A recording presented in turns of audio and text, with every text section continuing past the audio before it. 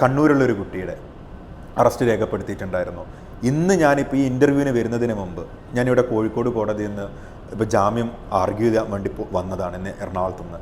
എന്താ സംഭവിച്ചെന്ന് വെച്ച് കഴിഞ്ഞാൽ ചേവായൂർ പോലീസ് സ്റ്റേഷനിലെ ക്രൈമായിരുന്നു. കുട്ടി മലപ്പുറം സ്വദേശിയാണ്. ക്രൈം ഇവിടെ വിക്ടിമിന് മൊത്തം നഷ്ടപ്പെട്ടത് 11 ലക്ഷം രൂപയാണ്.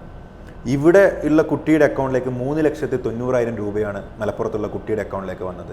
കുട്ടിയുടെ വീട്ടുകാരോടും ചോദിച്ചു അത്രയും പൈസ ഉണ്ടോ തിരിച്ചു കൊടുക്കാൻ വേണ്ടിയിട്ട്. അങ്ങനെയെങ്കിൽ ജയിലിൽ പോകേണ്ട ആവശ്യമില്ല, സെറ്റിൽ ചെയ്യാം. കുട്ടിയുടെ മാതാവ് കരഞ്ഞുകൊണ്ട് പറഞ്ഞു നമ്മളെ അടുത്തൊരു പൈസ ഇല്ല, എനിക്കൊരു രൂപ പോലും കിട്ടിയിട്ടില്ല. കുട്ടിയുടെ അക്കൗണ്ടിലേക്ക് 30 ലക്ഷം രൂപ കയറി ഇറങ്ങിയിട്ടുണ്ട്. എന്തോ 3,000-4,000 രൂപ കിട്ടാൻ വേണ്ടിയിട്ട് 19 വയസ്സുള്ള സമയത്ത് ചെയ്ത ക്രൈമാണ്. അവനിക്കിന്ന് 21 വയസ്സാണ്. ഇപ്പോൾ പോലീസുകാരും അവൻ്റെ നിരപരാധിത്വമൊക്കെ പോലീസുകാർക്കും മനസ്സിലായി. പക്ഷേ പോലീസിനെ സംബന്ധിച്ചിടത്തോളം അറസ്റ്റ് രേഖപ്പെടുത്താതെ ഇത് സെറ്റിൽ ചെയ്യാതെ വേറെ ഓപ്ഷൻ ഇല്ല. അങ്ങനെ പോലീസ് അറസ്റ്റ് രേഖപ്പെടുത്തി.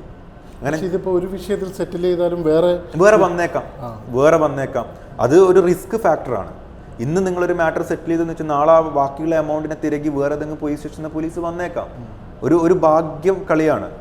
അപ്പോൾ ഞാൻ ഇപ്പോൾ പറഞ്ഞ കേസിൽ മജിസ്ട്രേറ്റിൻ്റെ കോടതിയിൽ ജാമ്യം വാദിച്ചു. അപ്പോൾ ഉമ്മയോട് ഞാൻ പറഞ്ഞു കഴിയുന്നത് നമുക്ക് ജാമ്യം കിട്ടിയേക്കാം. പക്ഷേ ജാമ്യം കിട്ടിയില്ല. മജിസ്ട്രേറ്റിൻ്റെ കോടതിയിൽ ഡിസ്മിസ് ചെയ്തു. അതിനുശേഷം ജില്ലാ കോടതിയിലാണ് ഇപ്പോൾ ജാമ്യം പെൻഡിങ്. ഓൾറെഡി 11-12 ദിവസം സബ് ജയിലിലാണ് ഇപ്പോൾ കുട്ടിയുള്ളത്. ഇനി ജാമ്യം കൺസിഡർ ചെയ്യുക അടുത്ത ദിവാലി വെക്കേഷൻസ് കഴിഞ്ഞിട്ടാണ്. അപ്പോൾ അതുവരെ കുട്ടി ജയിലിലാണ്.